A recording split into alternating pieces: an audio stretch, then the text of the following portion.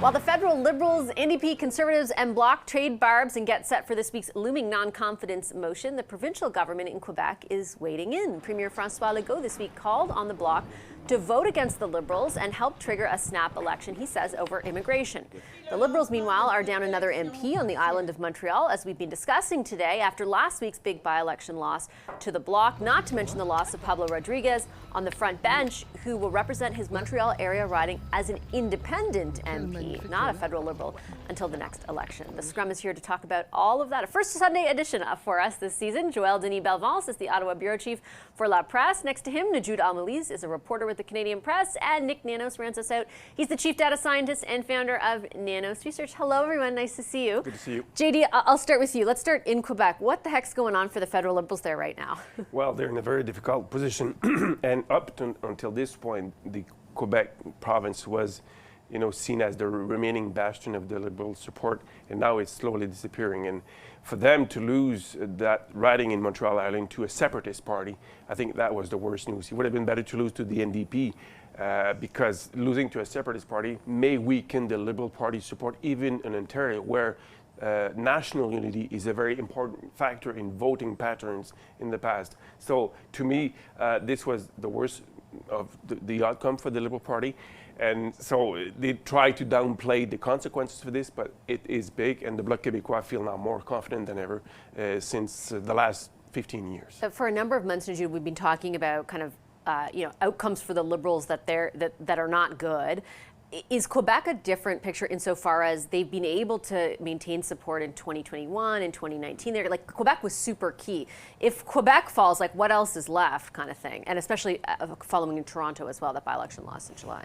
Yeah, and I mean, that's the trouble for them also now with Pablo Rodriguez, who's gone, one less, Quebec minister. We'll see how much that really, carries weight, but you can you could see him distancing himself from the federal Liberals, sitting as an independent and not committing to actually voting with the Liberals on their agenda in the House of Commons. So that's a signal that he sees that to build a successful brand in Quebec and potentially win the leadership race for the Quebec Liberals, he needs to chart his own path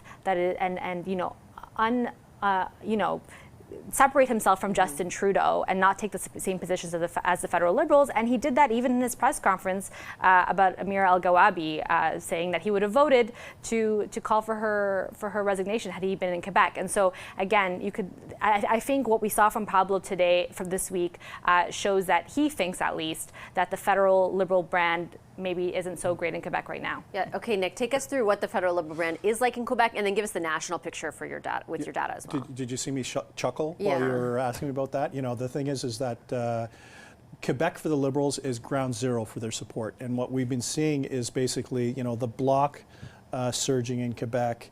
The Conservatives are doing a little better also in the province of Quebec. The NDP not as much of a factor. But the thing is that if Quebec unravels for the Liberals, it's basically game over. It's a question of how bad the next election will be. But even when you jump to the national numbers, right now in the latest Nanos tracking, the Conservatives are at 42, Liberals are at 25, NDP are a couple points back of the Liberals. They're within the margin of error, right? Which is kind of like Jack Layton, Tom Mulcair, like bring them out and talk about what would happen if the NDP jump ahead. The fact of the matter is, right now, for Justin Trudeau, there's no political coattails and no political coat, period, for him.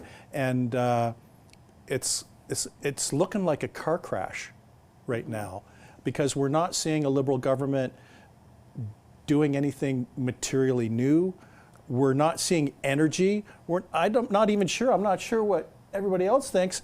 I'm not even sure we're seeing the will to fight from the Liberals right now. Yeah, there's this sense of resignation over the last week, JD. It looks like they're going to survive their confidence vote from the Bloc and the NDP, but what is your sense about how things are going on the Hill right now? Well, I expect the Conservative Party to attempt again to defeat the government on multiple occasions, because there will be 4 more of those opposition days that are given to the Conservative Party.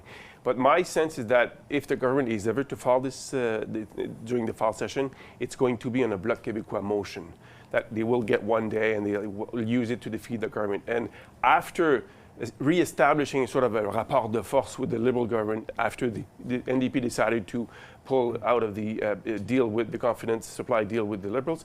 After the win in Montreal, taking away a riding from the Liberals, imagine a second the kind of campaign the Bloc Québécois would have if they initiated the non-confidence motion and defeated the government. What kind of campaign would give the Bloc Québécois? That would be a really strong opening and probably help the Bloc Québécois win maybe between 45 and 50 seats in Quebec. Nick wants to jump in. Yeah, I was about to say, so a Bloc Québécois loyal, I guess, I know they're separatists, Position, but anyways, yes. the opposition, Yeah. and that's what he's looking at, with the NDP potentially not making gains in Quebec, the Conservatives doing okay, because, it's pretty clear that he's kind of staked out a position that, Quebecers don't want Justin Trudeau or Pierre Poilievre as Prime Minister. And He could who make knows? some gains, you think? Yeah, he could make some gains, and who knows? He's an effective campaigner. He's got the easiest job in town, right? Absolutely. No platform, One vote, no one voter. ideology, right? Yeah. So who knows what could happen? Last word to you, Jude. What's the overall impact, as I was mentioning to JD? There's a sense of resignation, but also from like a pragmatic perspective, there's nothing new really going forward. There's nothing new on the agenda from a governing perspective. Yeah, I'm curious to see how they handle the Bloc's demands right now. So the Bloc came out saying that they want the federal government to increase the old age security by 10%. They want them to further give more support to supply management, something that's really important to Quebec.